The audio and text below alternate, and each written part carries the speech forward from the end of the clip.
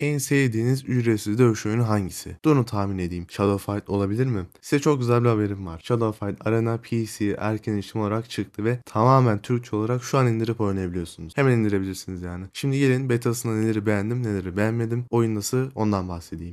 Oyunda 4 farklı mod bulunmakta. Bunlardan ilk tahmin edebileceğiniz gibi başka oyuncularla yaptığınız tekli ve üçlü dereceli dövüşler. Yani bu rütbe sistemi falan var. İkincisi derecesi olarak arkadaşlarınızla yan yana oturup dövüştüğünüz yerel mod. Yani alıyorsunuz bir arkadaşınız elinize gamepad veriyor. İşte klavyeyle oynuyorsunuz. Öyle dövüşüyorsunuz. Üçüncüsü yapay zekaya karşı antrenman modu. Bu modda da yapay zekanın belirli zorluk seviyelerine karşı savaşıyorsunuz. Dövüşüyorsunuz diyeyim daha doğrusu. Ve kendinizi geliştirmeye çalışıyorsunuz. Aslında basit bir şey. Sonuncusu ise benim de en çok merak ettiğim hikaye modu. Şimdi 28 farklı karakter mevcut ve hepsinin birbirinden farklı gölge yetenekleri var. Aslında mobildeki oyunun birebir aynısı. Dövüşler gayet akıcı ve keyifli olsa da kontrollerden pek olumlu bahsedemeyeceğim. Çünkü kontrolcü şeması seçmeye imkan sağlamıyor. PlayStation 4 kontrolcümle Xbox tuşlarına maruz kaldım. Mesela şema seçme olayı Dead Cells'te var. İstediğiniz tuşları seçebiliyorsunuz. Nintendo, Xbox, PlayStation fark etmiyor. Hepsini seçebiliyorsunuz. En kötü oyunun dosyalarını kurcalıyorsunuz değiştirebilmek için. Peki klavyeyi oynadın mı diye sorduğunuzu duyar gibiyim. Evet, klavyeyi de denedim ama inanın bana hiç keyifli değildi. Hayır, yani direkt oynamayı beceremedim bile. Durum o kadar vahim yani. İçimden bu ne oğlum, Xbox tuşları olsa bile kontrolcüye geç falan diyordum, yani siz düşünün gerisini.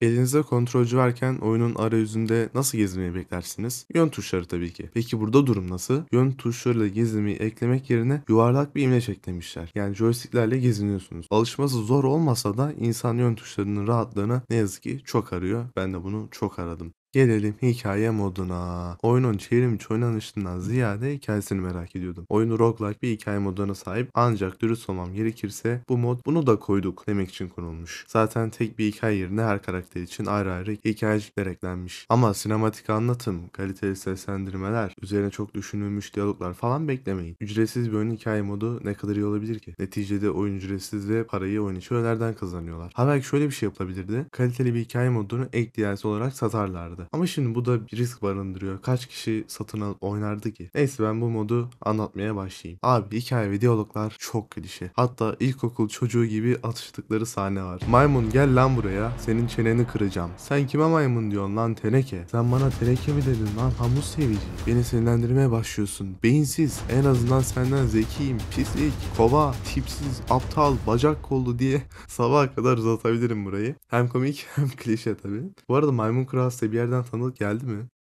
April adında bir karakter koymuşlar. Çıkıyor, sunuculuk yapıyor. Masal anlatır gibi anlatıyor. Hikaye modunda ilerleyebilmek için ise cesaret taleleri olarak adlandırılan bir para birimine ihtiyacımız var. Başlangıçta bundan 20 tane veriyor. Hikaye başı 10 tane talep ediyor. Sayıcın dolmasını bekleyerek veya reklam izleyerek sayısını arttırabiliyorsun. Genel olarak gayet oynanabilir, eğlenceli bir oyun. Ancak dediğim gibi beklentiniz yüksek olmasın. Girerim, birkaç maç atar çıkarım tadında. Şimdi ise oynanışla baş başa bırakıyorum. Videoyu beğendiyseniz kanalıma abone olarak, beğeni bırakarak, oyun hakkındaki fikirlerinizi yorumlara yazarak bana destekte bulunabilirsiniz. Sonraki videolarda görüşmek üzere. Hoşçakalın.